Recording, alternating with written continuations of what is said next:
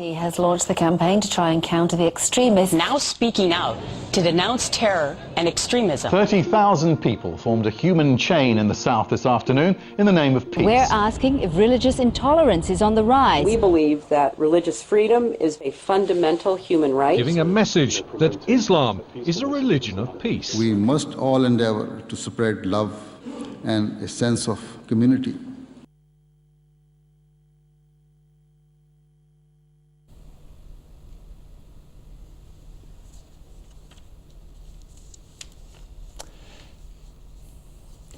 In the name of Allah, the Gracious, the Merciful, may the peace and blessings of Almighty God be upon you. Welcome to this, the 17th episode of Press Point. Today we'll be looking at the 30 years since Ordinance 20. Ordinance 20 is of course the infamous legislation which was introduced by General Zia-ul-Haq, essentially the military dictator, in Pakistan 30 years ago to this date, within April 2014 is the 30 years since this point. Now, Ordinance 20 is, of course, not only declaring Ahmadis to be non-Muslim and carrying on that tradition of persecution, but it's even more fundamental than that. It infringes the fundamental beliefs of Ahmadi Muslims to profess their faith within Pakistan, but also it sparked a whole outrage and a tidal wave almost of martyrdoms and murders, which we'll be focusing on in today's show. We'll be looking not only at the impact within Pakistan, but also across the world and how this infamous ordinance has sparked persecution not only of Ahmadi Muslims, but also religious minorities the world over. I'm joined as ever by my beloved brother Farooq Mahmood in the studio. Jazakallah, thank you very much, Jonathan. Of course, today we're discussing about this infamous 1984 Ordinance 20 by General Zia-ul-Haq. He promulgated something which is definitely unseen, unheard of in 21st century. How many Ahmadis have been persecuted, killed, they've been hated by people around them? This is one piece of that abhorrent piece of law which has made every Ahmadi's life very difficult. They can't profess, practice or propagate the religion the way anybody else could do. Also, on a daily basis, things can't be done normally anyway. If you're affected by this, directly or indirectly, please do share with us. You can send us your emails to presspoint@mt.tv, or you can send us your tweets, but please use the hashtag presspointmta. Jonathan. We're joined in the studio by two of our very blessed to be joined in the studio by initially Dr. Iftikhar Ahmad Iyaz on my immediate left. Dr. Iftikhar Iyaz is, of course, not only an international diplomat with the Tuvalu Islands in the Pacific, but also is the chair of the Human Rights Committee within the Ahmadiyya community. Welcome to the show, Dr. Iyaz. Thank you. Jazakallah. Also, we're joined by Khalil Yusuf, who's the Director of Communications for the Ahmadiyya Muslim Community Press and Media Office. Welcome to the show, Mr. Yusuf, as well. Also, Farooq, today we'll have some special guests via Skype. We'll be introducing them shortly as we come to them in due time. Now, starting with part one of the show today, we're looking, as we mentioned, at Ordinance 20. Now, as we explained, Ordinance 20 is a piece of legislation which came in and has had a really tremendous impact on the ordinary, everyday lives of Ahmadi Muslims within Pakistan and around the world. But in particular, in recent events, Brother Farooq, we've seen that there have been a number of martyrdoms which have taken place. And I think you've been doing a lot of research on this, which can hopefully give our viewers an insight into some of the tragedy and the suffering that Ordinance 20 is causing within Pakistan. What did you find, brother? It's been a regular feature now. The martyrdoms of Ahmadis are happening as a regular thing, and we're noticing that the numbers are increasing, the frequency is going up as well over the years, in the last 30 years, ever since that infamous Ordinance 20 was enacted.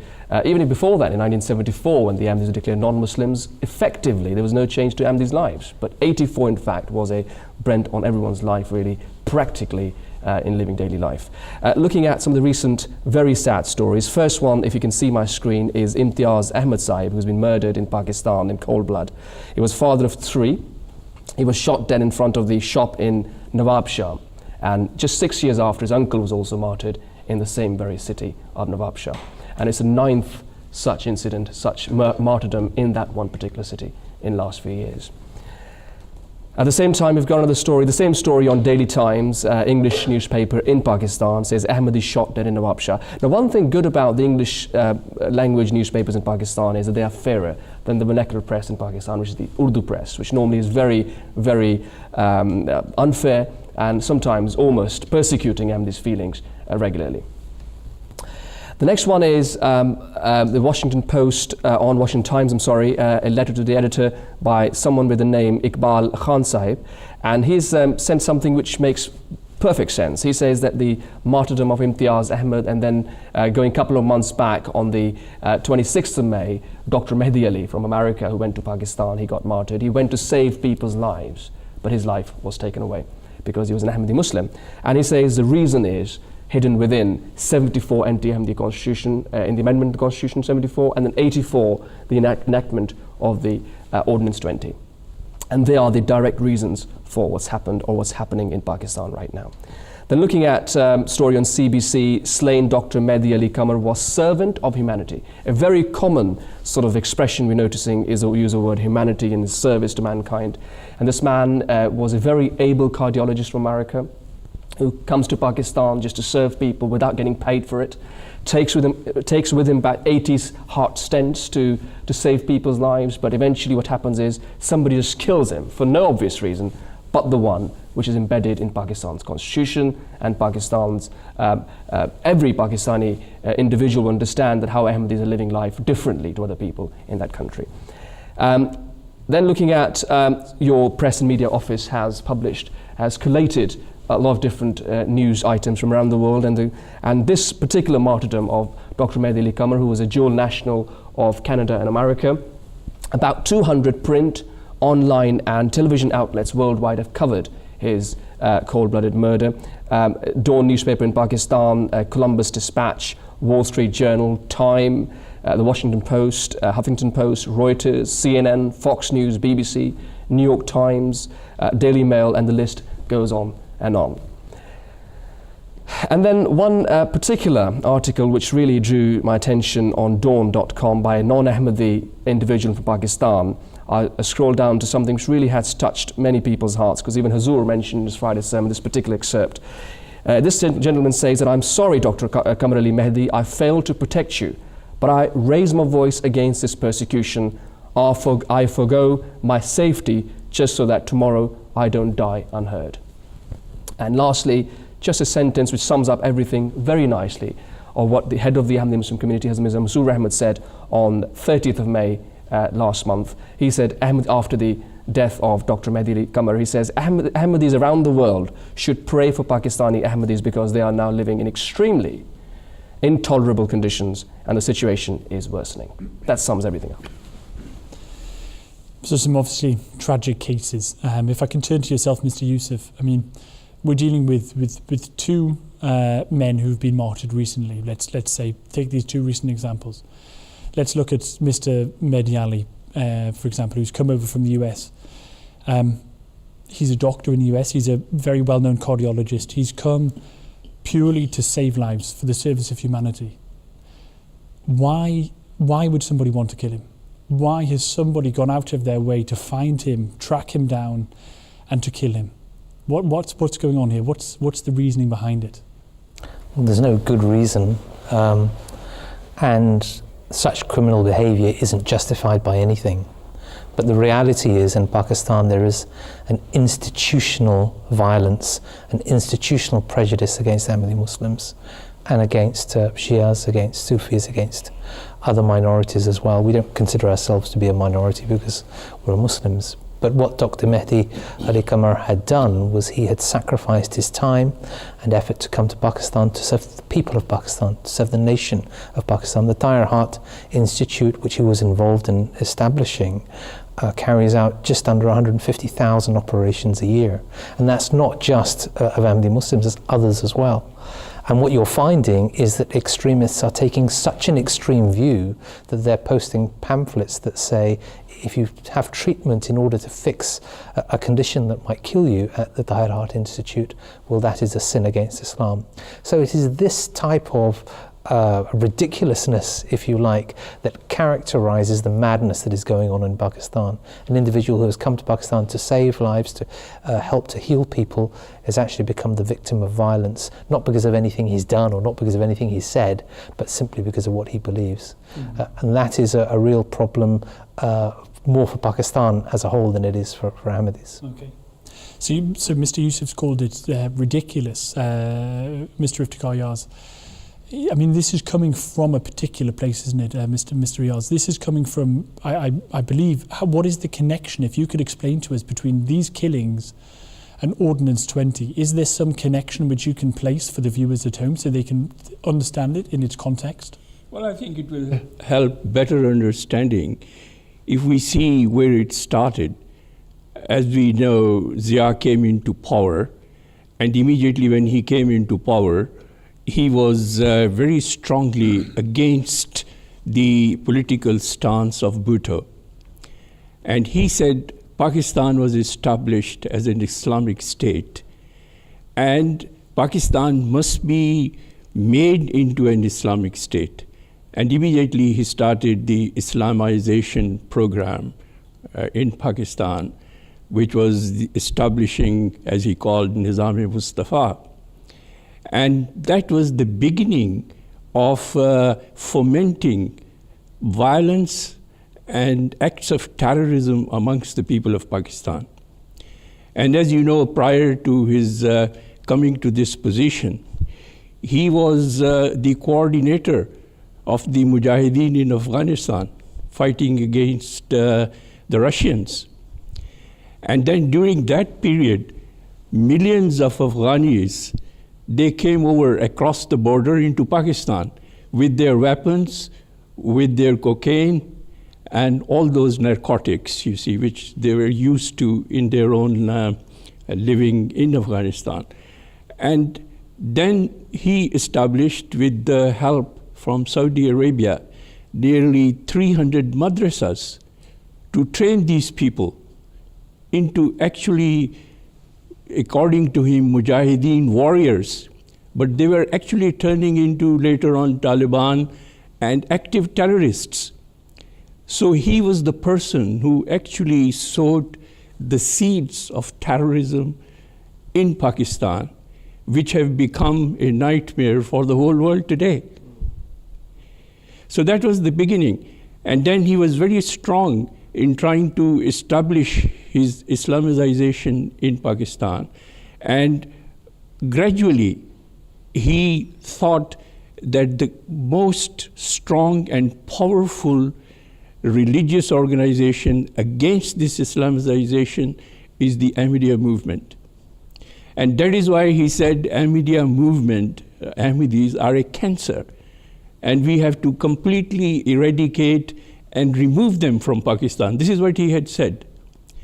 And when he was warned by the US Foreign Affairs Department and by the United Nations that this is a very wrong direction he is taking to legislate such infamous ordinances like the Ordinance 20, he said, I don't care what the United Nations says or what the human rights organizations say. He totally rejected. So really the origin is coming from some sort of a corruption of Islam, and this is what I wanted Exactly. particularly with regards to this issue of Islamization you've mentioned, Mr. Yaz. Yeah.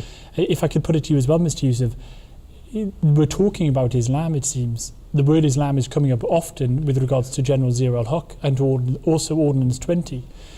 To what extent is it actually Islamic to say that Ahmadi Muslims or Shia Muslims or Sufi Muslims are not Muslim, and therefore we can persecute them and kill them? Is that Islamic, Mr. Yusuf? No. I mean, it absolutely isn't. The question is, how do you identify who is a Muslim and who isn't? It isn't the role of any individual who believes in Islam to make that up for themselves. You have to look at the sources of law, if you like, to identify who is a Muslim and who isn't. And the primary sources of law for Muslims are the Holy Quran and the Sunnat of the Holy Prophet Muhammad ﷺ, and then the Hadith in that order. So in order to identify who is a Muslim, you have to look at what is written in the Holy Quran and you have to look at what was the established, consistent practice of the Holy Prophet Muhammad sallallahu alaihi wasallam. And you will find that throughout his lifetime, and even afterwards, at the time of Hazrat Abu Bakr, when there were individuals who were campaigning against Islam, nobody was declared non-Muslim. And they were not declared non-Muslim because it is not the place of an individual to make decisions about what is the belief of one person and what is not the belief of an individual. So the question is, well, what is the status of an edict or a fatwa that is imposed by some religious cleric that says Ahmadi Muslims are non-Muslims, or Shias are non-Muslims, or Sufis are non-Muslims? Because essentially the view of all of the 73 sects is different, and if you take the view of each one of them, then everybody by implication would then be non-Muslim. So what is the status then of somebody who passes that fatwa? It is nothing more than a personal belief about what is acceptable in Islam and what is not acceptable in Islam. Nothing more than that. It is not for an individual to go about deciding on the personal beliefs of an individual and saying, well, the whole of the Muslim world must now deny the belief of a particular group of Muslims. Okay, so it's clearly some form of a corruption of what we've heard is the Quran, the Hadith, which is the sayings of the Prophet Muhammad, the practice of the Prophet Muhammad. It's clearly a corruption. There seems to be something very deeply woven into not only Pakistani society, but also the wider, perhaps we might say, scholastic opinions of some of the leaders of the Muslim world. So I think we can come back to this issue as well. If I can now go to the Skype guests, in particular, if I can first go to Dr. Fahim Yunus, who is one of the spokespersons of the Ahmadiyya community within America, and obviously a very active media commentator within Huffington Post and other sources. If I can come to yourself, Dr. Yunus. Assalamu alaikum rahmatullah. Wa alaikum assalam. Thank you very much for having me. It's our pleasure. Thank you for joining us. Now, Dr. Mehdi Hassan was obviously an American. He was from Colombia. He learned his trade as a doctor within America. He saved many lives in America, and he was one of your leading cardiologists. What sort of an impact has it had on the American people and the American media, the murder of this innocent man? Wolf Blitzer said it very truly on CNN when he did a segment about it, and he said, Dr. Mehdi Ali is a doctor from US. He goes back to Pakistan. He volunteers his own time, his own money. He's there to help mankind, and he's gunned down only for doing that act of goodness. So that was very succinctly captured on CNN, and that has essentially been the narrative here in America. Wherever we talk to people, people are simply in shock. They cannot understand what kind of a society in this day and age will first go and find their best and most accomplished people and then simply kill them. So this is the reality. I think it has given awareness to what Islam and Ahmadiyyat is all about. And moreover, our reaction to that, the peaceful reaction from the community.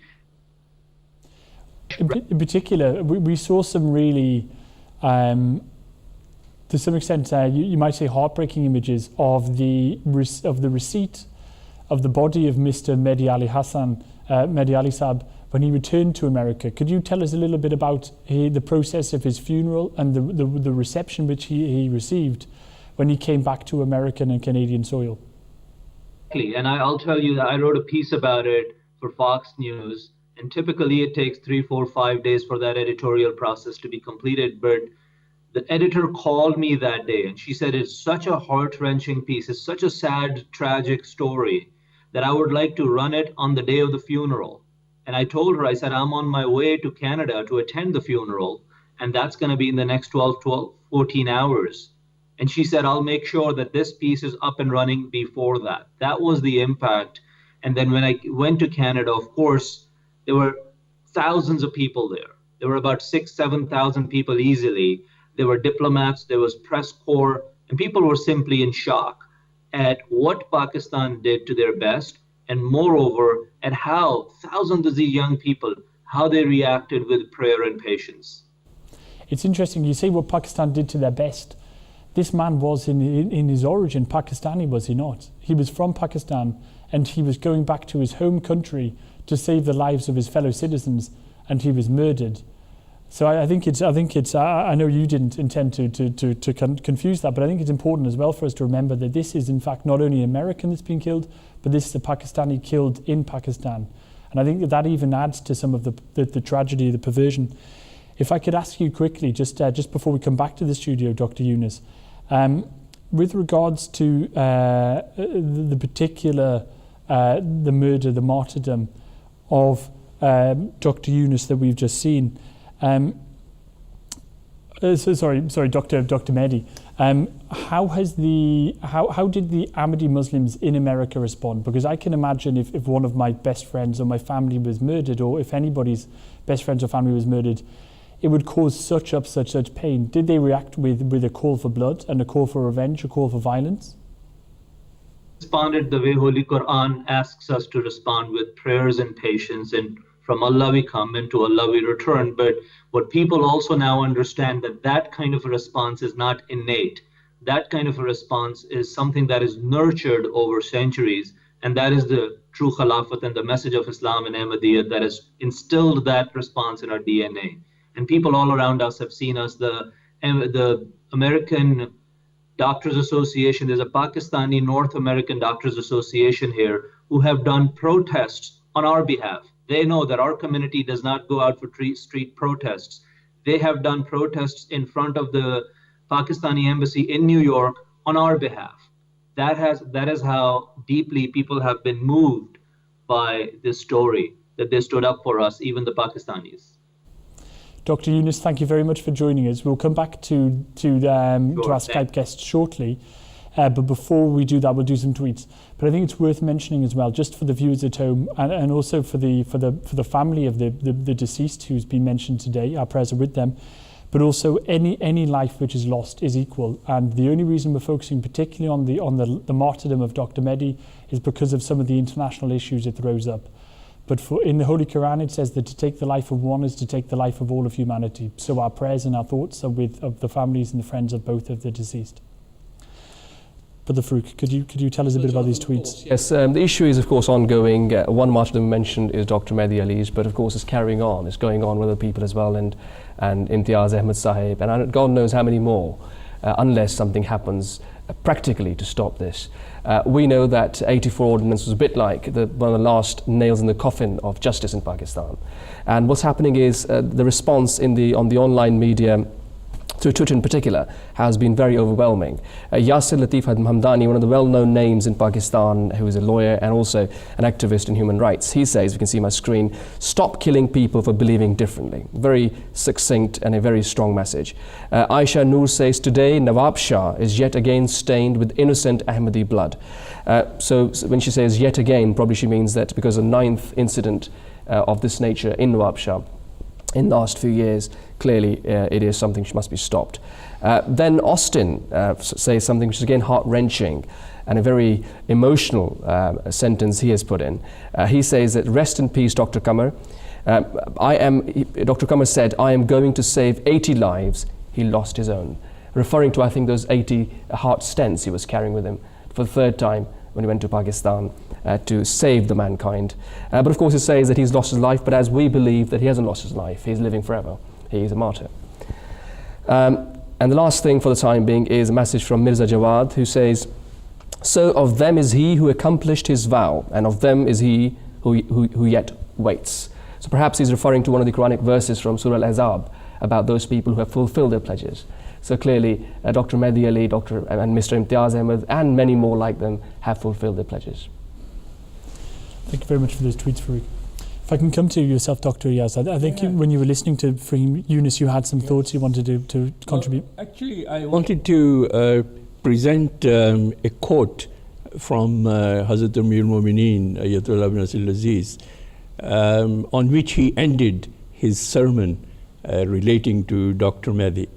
And he put it very clearly. He said, the oppression in Pakistan is taking place in the name of God and His messenger.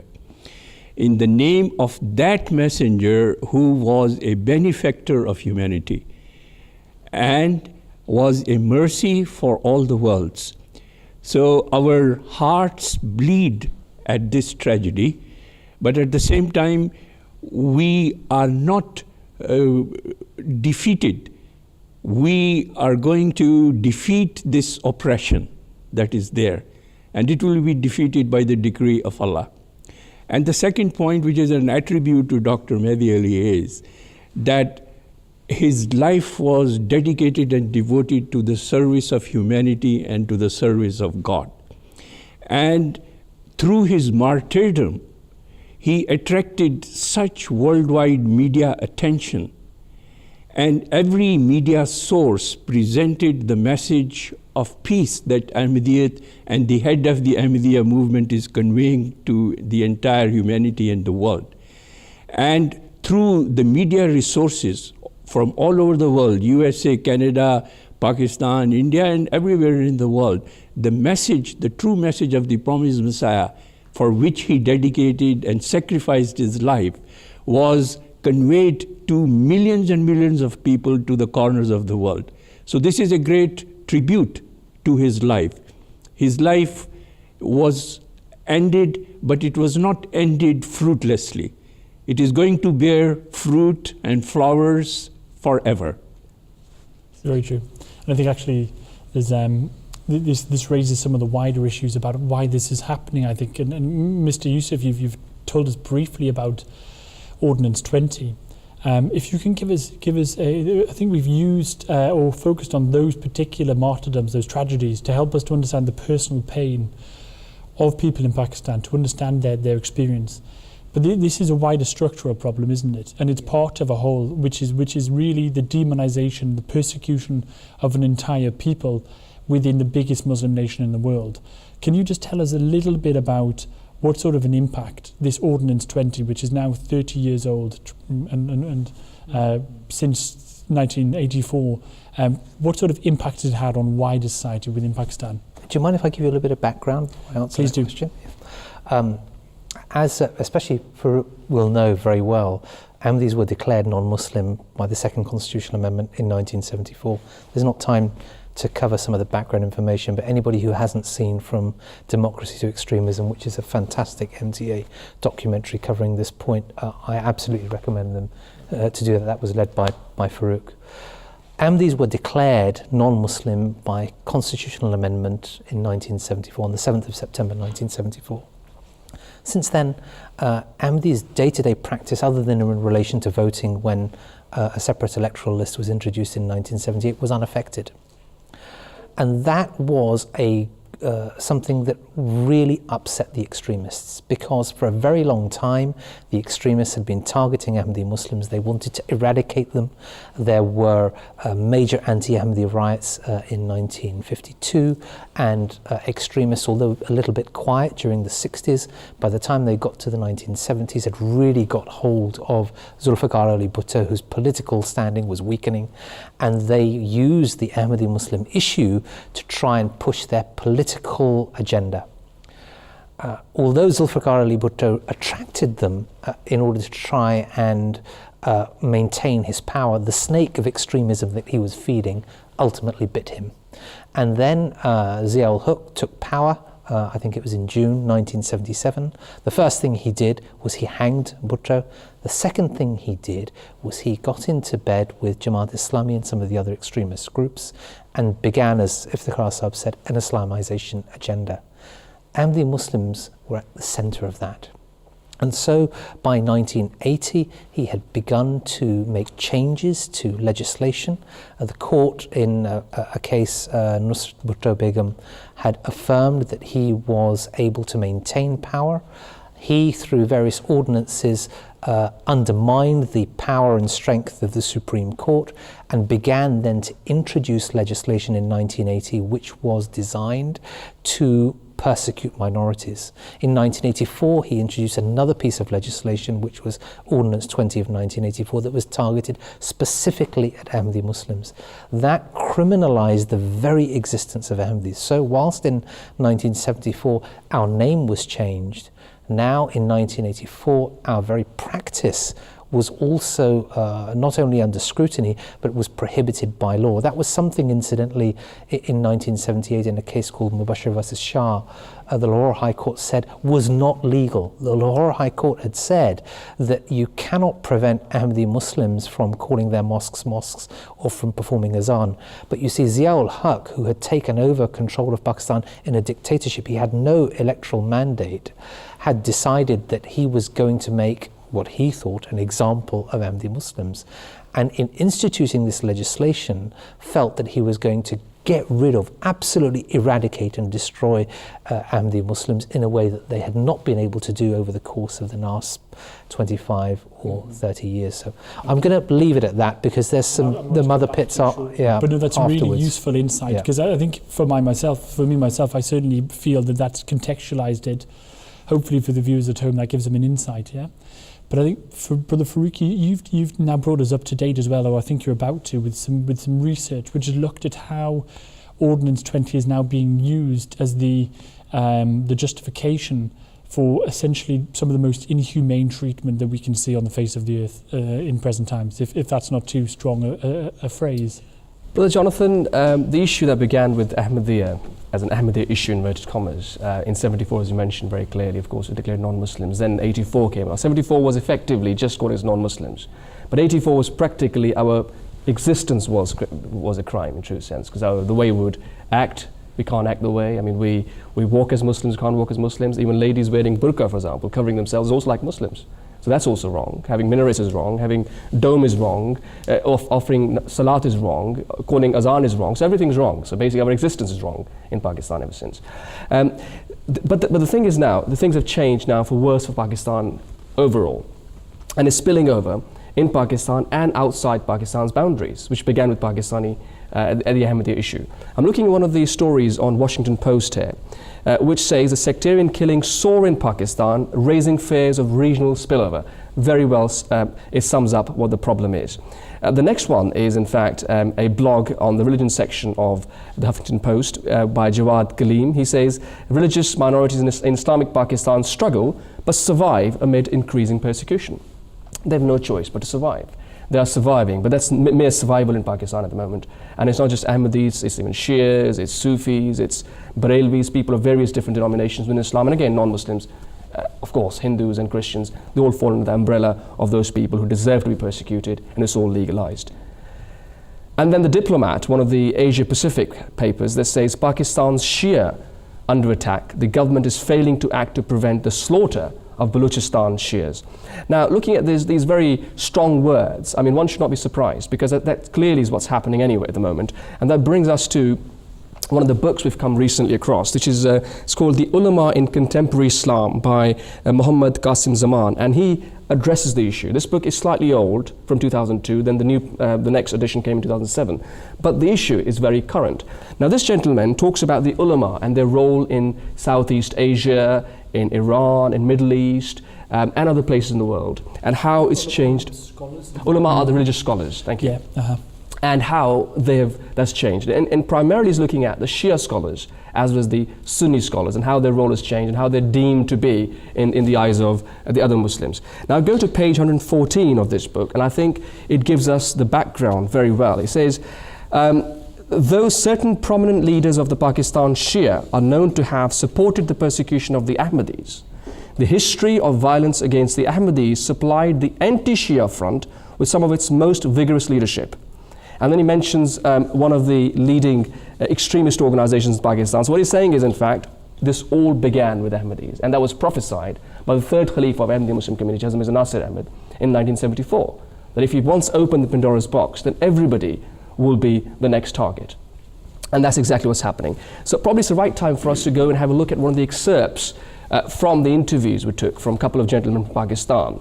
One is Mr. I.A. Rahman, he works for the Human Rights Commission in Pakistan. He's a director there, by the way.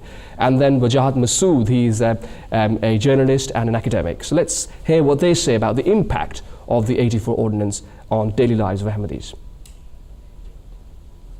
Ordinance 20 is a very discriminatory piece of legislation, totally mischievous, and it doesn't help the minorities at all, it oppresses them.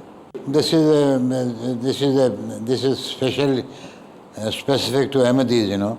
Otherwise, there is no bar for an Englishman or a German or a Christian or a Buddhist from saying Assalamu alaikum. Nothing happens. So this is a specific restriction on Ahmadis, and I think no civilized society should have them. You know, Ziaul Haq made vulnerable communities more vulnerable because he encouraged oppression of minorities.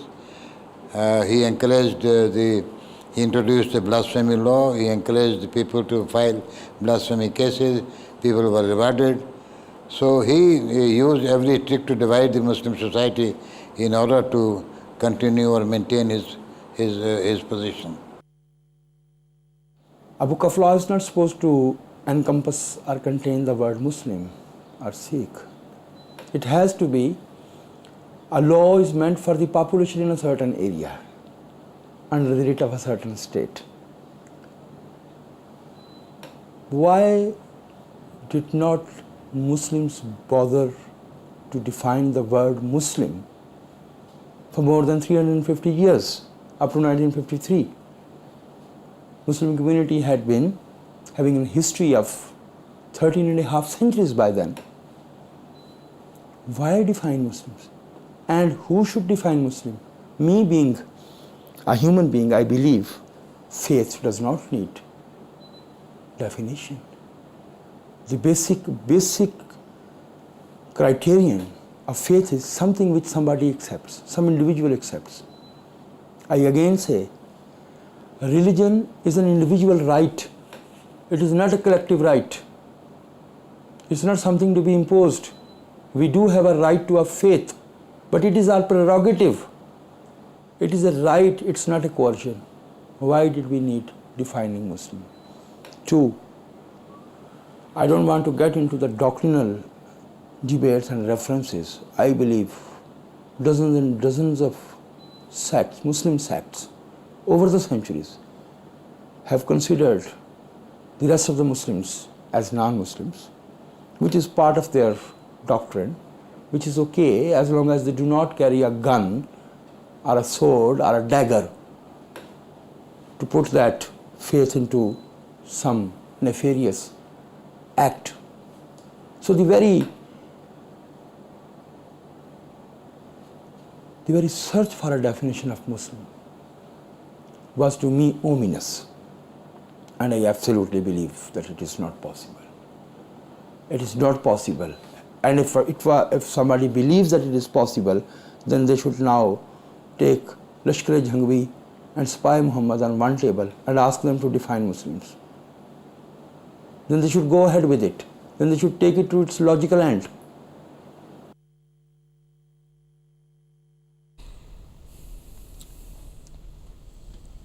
So very, very good to hear from some prominent voices within Pakistan looking to examine and critically assess what is in reality a grave human rights abuse stemming from for more than 30 years from Ordinance 84. And before that, it was simply happening as on a de facto factual element that even without the law, there was still persecution.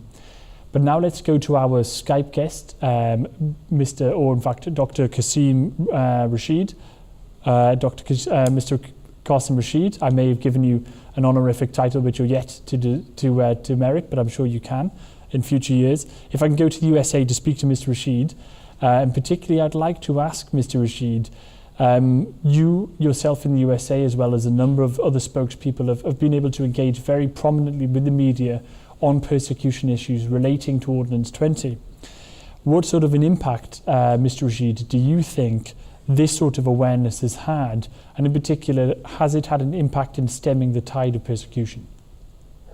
Well, the latter remains to be seen as far as stemming the tide of persecution, because we see every week another Ahmadi Muslim murdered for his faith. So I think that's going to be a longer process. But as far as developing a relationship with the media here, with our elected officials, with government leaders, with civic activists, I think by the grace of Allah, we've been able to establish that the Ahmadiyya Muslim community are in fact those Muslims who are dedicated towards the improvement of all humanity. And that's happened through a combination of media efforts, through personal relationships and bridge building. But I think the most powerful argument that we've been able to put forth is that despite these persecutions and these murders and this ongoing boycott of Ahmadi Muslims in Pakistan, our response has been one of patience, one of prayer, and one of continued service to humanity per the guidance of Khalifatul al-Masih. And I think when you define Islam as those things and you act that out, and then you attribute that this is only possible because of His Holiness, the Khalifa of Islam, it's a very difficult example to argue against. And so as a result, it's been creating more and more awareness here in the West, certainly here in the United States and Canada. But I think we have a long way to go to make that awareness here translate into an effective repeal of things like Ordinance 20 in Pakistan. Okay, which is a very fair assessment, but I think it's valuable that at least there's beginning to be the public recognition of what is essentially abuse, and then hopefully the practical abolition of this abuse can come later. And hopefully we've seen this, whether this be in the civil rights movement or the abolition of slavery, hopefully persecution can also be stemmed in a similar manner. But before we come back to the studio, if I can ask you another question, Mr. Rashid, and I'm putting you slightly on the spot here, but I know you're a lawyer, you work in the law, you've done a lot of focus on human rights and as part of your training. In your opinion, looking at Pakistan, it's the most populated Muslim country in the world. More than 200,000 Muslims live within Pakistan. It's an international player. It has international relationships with America. It receives a large amount of aid and development funding. So it's a central international player, is it not? But in addition, it has a constitution. It's signed up to many of the international human rights treaties. So my question to you is Ordinance 20 legal or is it illegal? It's illegal not only in the international spectrum, but in Pakistan's own constitution. Look, Pakistan's own constitution is explicitly clear that religious freedom will remain free and that the government will not tolerate discrimination of any group. Pakistan has also signed the International Covenant on Civil and Political Rights, of which Articles 18 and 19, among others, are explicitly clear that there must be universal religious freedom. So Pakistan has not only signed this international treaty, but they've also ratified it, which means that they've internally agreed, their own legislature has voted and confirmed that yes, we will hold ourselves to this standard. And if I can make one small correction, it's actually over 200 million Muslims, not 200,000, but over 200 million Muslims in Pakistan. And part of the problem is that there just simply isn't enough education among the greater Muslim body in Pakistan to hold their own government accountable for violating international law in every facet of its existence. Thank you very much for a very clear and straightforward legal answer to what is often avoided and in fact is often obfuscated, particularly within some of the international debate. It's very powerful to hear it stated quite so boldly that in fact Ordinance 20 in its 30th year is illegal. So I think a very valuable contribution. Thank you, Mr. Rashid. Now, Brother Farooq, I think that you want to take quite a hands-on approach. You've been looking and you found some imagery and some photography to give us a visual representation of some of the persecution in Pakistan. Absolutely. Before looking at the images, let's look at the background to it. The Ordinance 20 is a very funny one, to be honest, because there are a lot of inconsistencies within that. And again, out of that, a lot of inconsistencies have sprouted out of this ordinance in particular. For example, it says that injuring or defiling places of worship with intent to insult the religion of any class, you get 2 years imprisoned. Then it says deliberate and malicious act intended to outrage religious feelings of any class by insulting its religion or religious beliefs, you get 10 years imprisonment.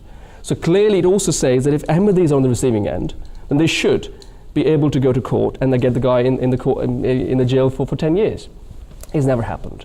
We'll show a few pictures there and with those pictures we will understand that what's happening in Pakistan is clearly in light of that ordinance where those people should be taken to task, but they're not really.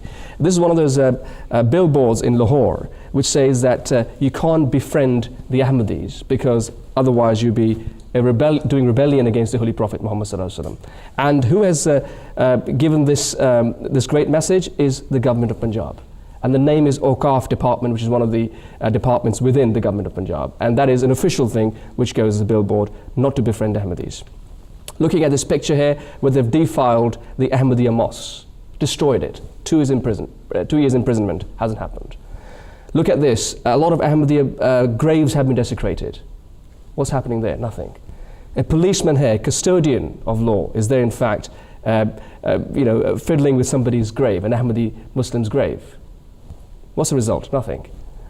And similarly, going forward, there's another message, a very clear message out there by Khatm-e-Nabuwat, the Finality of Prophethood organization in Pakistan, and they've said, they've given the phone number as well over there, very clearly, and they've said, and the English translation reads as follows, these Ahmadis, their punishment is death, in brackets murder.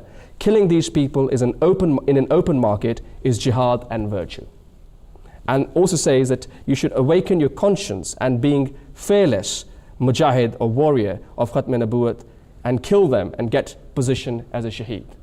And this person, the persons who are serving Islam, in inverted commas, as Khatm-e-Nabuwat organization, they've given their phone numbers as well. So have they ever been taken to task? The answer is definitely no. So, and also one more thing at the end, there's one of the prints you can see on the screen where district headquarter hospital, Courtley's superintendent, he says he has rejected a tender, a commercial tender by an Ahmadi on the grounds that he is an Ahmadi. Whenever you give somebody a commercial tender, it's accepted or rejected on the grounds of price, or the price quoted. Here it clearly says in words that we're rejecting your tender because you're an Ahmadi Muslim, you're Ahmadi. So now, have we not really breached everything that's in that Ordinance 20 itself from the other end? Mm-hmm. So I think probably it's very obvious to the viewers that what's happening is all inconsistent. It's a very powerful analysis to show not only the illegality of the ordinance, but also the blatant hypocrisy, contradiction, and inconsistency of the ordinance as well. So it was so vulnerable on every single ground that it can be looked at, I think, is what we're saying, yes? Mr. Yaz, if I could come to yourself. We've seen and we've heard the abuse, the murders being perpetrated under this ordinance, and we've heard quite clearly the immorality and the illegality of the ordinance as well. What's the route ahead? And in particular, in your opinion, what do you think about the response of the international community? Are they taking this seriously enough? And at the international level, you yourself are obviously involved in international affairs as a diplomat. What more can be done at the international level, perhaps? The future of this nation of Pakistan and the country of Pakistan and the leadership of Pakistan is very clearly expressed by our fourth Khalifa, may Allah's mercy be upon him. Soon after this Ordinance 20 was promulgated, he warned Pakistan, and I quote, "The fear is that as a consequence of the prevailing circumstances in Pakistan, if God's prescribed decree takes effect, then great punishment days are ahead for the nation. The predestined days seem to be too miserable. Prescribed decree of God is that those who took to enmity and bad intentions, the same is made to fall on them." And there is a quote from Surah Al-Fajr, chapter 89, "Thy Lord then let fall on them the whip of punishment. Surely thy Lord is on the watch." The fulfillment of the scene, let fall on them, we have witnessed time and again. Every effort which was made against the Jamaat exactly turned against the opponents with negative result, and the efforts being made now are extremely mean and dirty. Those people who made the country and were first-class citizens have been forced into exile in their own country. If this condition does not change, then it is impossible that the nation is not punished, which is punishing the innocent and the oppressed. A very strong warning from the fourth Khalifa, and we are a witness to see this exactly happening today. And when you talk about the international response, it is very unfortunate that the international response we find is also biased. For example, there was the case of two Christians in Pakistan, Rahmat and Rahat, probably, those were the two names. And they were decreed by the court on account of blaspheming the Holy Quran to be given the death sentence. This was passed. But the whole world media, there was a great uproar from every corner of the world, from the government, from the media. And under that uproar, the judiciary in Pakistan changed that verdict, and they withdrew the death sentence, and those two were released. So the uproar and the media attention and the world attention can definitely have some effect. Unfortunately, we don't see that happening in the case of Ahmadis. The world is a witness. They express sympathy. They express their sentiments, as they have done on the martyrdom of Dr. Mahdi and others as well. They've done that. But then the step they have to take is actually to stand firmly for the rights of humanity without any discrimination or thought, whatever their belief or faith is, and try to actually stand for justice in the world. Because unless they will stand for justice, the world will not be put right. They will not be able to follow the path which our beloved Imam has been trying to show to them, the path to peace and the path to prosperity and success. That will not happen. So they have to stand on justice. It's a very strong call for action. If I could quickly link this point, Dr. Yaz, with the point that Mr. Fahim Yunus raised earlier. If I could go to our Skype guest. Mr. Dr. Yunus, we've heard in the studio from Mr. Yaz that in fact the international community could be doing more and that there could be a stronger response. I want to also connect this because the international community, of course, isn't just Christian nations or agnostic nations or Buddhist nations, but as well, as Mr. Yaz has pointed out as well, it's Muslim nations as well. So Mr. Yunus, if I could ask yourself, perhaps taking into account your knowledge of Islam, and let's even say taking into account the practice of Muhammad, the Prophet of Islam, may peace be upon him, are the Muslim world doing enough? Are the powerful Muslim states who have such a close relationship with Pakistan, are they doing enough? What's your opinion on this? No, they're not doing enough. And now when they are moving out from Pakistan, because not just Ahmadis, a lot of Pakistanis who are now moving out to the West, and they crib on every little tiny incidence of discrimination, even though when the law is on their side, even though when the law professes equality and liberty, even then they can't stand those little tiny issues of discrimination. Now those people are realizing themselves that what they're doing to Ahmadis in Pakistan, when an American of Pakistani descent faces small little discrimination here, they go back and reflect. And I think what Ayaz Saab was saying is absolutely true. Despite all our efforts, and I can tell you with authenticity, after writing 100 op-eds, after doing over 100 media interviews, I can tell you that what our Imam, what Khalifatul Masih is saying today is extremely wise. And my understanding is the verse 42 of Surah Ankabut, where Allah Ta'ala says, those who take others for helpers instead of Allah, their similitude, their likeness is that of a spider who makes a house for himself, and surely the frailest of all the houses is the house of a spider. We as Ahmadi Muslims are not spiders. We are lions. We are trying to raise a generation of lions. Jonathan, when I was 9th grade student in Pakistan, this infamous Ordinance 20 was promulgated back then. And I used to laugh at it. I would wear my badge of Kalima Tayyiba, La ilaha illallah Muhammad Rasulullah, take a bus, go to the school, and be in the face and say, do whatever you want to do with me, but I will wear my identity on my shirt. I worry about the 9th grader Ahmadi Muslim living in Lahore today. I do not think he can do that. He will be shot. He will be dead. But my message to him is that you are a lion. yes, they're making it difficult for you, but we are not going to go for spider webs.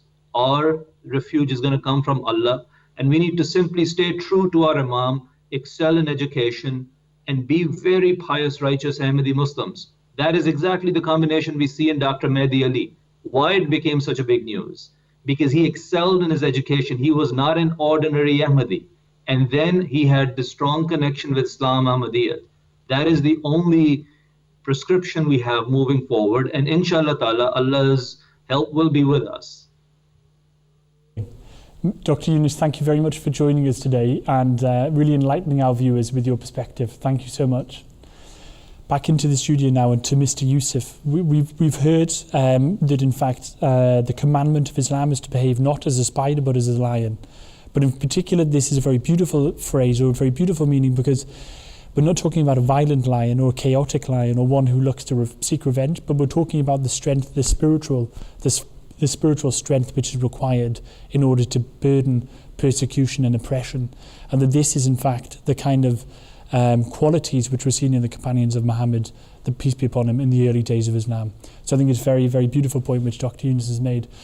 What's your take on this, Mr. Yusuf? How should the world be responding and how should Muslims be responding? That's a great question, actually. And let me answer both of those. In terms of the international community, Ayaz Sahab and Dr. Fahim have given very eloquent answers, so I won't duplicate what they have said, other than to say that it is in the interests of the international community, their own interests, that they take notice of what's happening in Pakistan and elsewhere. Look, Pakistan was the first country that was established in the modern era as being a representative country for Muslims. It is incredibly important. It plays a key role in the Organization for Islamic Cooperation. It plays a key role as a spokesperson for Saudi Arabia in the international community. So it is very important. It's also a very powerful nation with 200 million, about 186 million Muslims in Pakistan as well. After 1984, when the anti-Ahmadiyya legislation was passed, just 2 years later, the blasphemy law was passed, which was 295C. And it is that piece of legislation that is being used to persecute Christians, being used to persecute Hindus, being used as a justification for killing other minorities. And so the consequence of the international community not having taken notice of what happened in 1984 is that you then had the blasphemy law, and then you then had the legitimization of persecution in Pakistan, so much so that now it is part of the cultural identity of people in Pakistan to use violence in order to settle their differences. So the killing of Christians, just a year ago, 86 Christians were killed in a bombing on their church, the killing of Shias, the killing of Sufis, the killing of Hindus and Ahmadi Muslims is all as a result of what happened in 1984, and that is now being exported. You see there are lots of issues now in Syria, there are issues in Iraq. You cannot detach that sectarianism from what happened in 1984. So if the international community wants stability in the world, it is important that they take notice of the injustices that happen elsewhere in the world. And if I just answer your second question, and I'll be quick because I know that your time is running short. Look, extremists have been trying to eradicate the Ahmadiyya Muslim Jamaat from the very beginning, from the time of the Prophet Muhammad, and in the modern era in Pakistan through constitutional changes, through case law, through martial law legislation. This has not been democratically put in place. They have been trying to get rid of Ahmadiyya Muslims. They have failed. They will continue to fail. The likes of Dr. Qamar Khalil Ahmad, who was 65 and who was arrested, put in prison and shot whilst in a police station and killed just a few months ago. The Qaid of Nawab Shah, Imtiaz Ahmad, who you've mentioned. If the extremists think that the killing of these individuals or the persecution of Ahmadis in education, in terms of depriving them of their voting rights, in terms of restricting their access to employment and everything else is going to succeed, they won't. The more that you persecute the Ahmadi Muslims, the more determined that they become. And the consequence now is that we're in 204 countries with 100 million Ahmadi Muslims worldwide. So I would encourage them and counsel them finally to listen to His Holiness Mirza Masroor Ahmad and the guidance that he gives on how to secure peace and justice. That is the best way forward for them. Thank you very much. This is a powerful message, Brother Farooq, from both Mr. Iyaz and also Mr. Yusuf in how the world needs to move forwards. Not only the international community, but also the Muslim community and the Muslims themselves. I think if we could connect this back to Islam, which is very important, and those Muslims, and in fact all of those people around the world who are being persecuted today because of their faith or because of their beliefs in any sense, then the early companions of Islam give a very powerful message to this, I think, Farooq Sahib, don't they? Which is in particular Mr. Bilal, one of the most beloved of the companions of the Prophet of Islam, was put by his slave master under hot stones and demanded that he repent Islam. And he would say, repent Islam and I will release you, Bilal.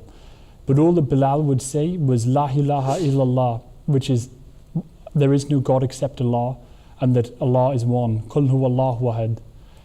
So I think that all of those people around the world, whether you be Christian, whether you be Sufis, whether you be Ahmadi Muslims, and you're being persecuted, then the tradition of Islam, the tradition of all of the prophets, is to remain steadfast, to remain non-violent, and to pray to Almighty God that the unjust oppressors who oppress you will be removed. And this is the message of the Khalifa of Islam, and this is the only message I think that the Press Point panelists would like to make today, which is that God is one, do not fear, and pray, and this persecution will be removed.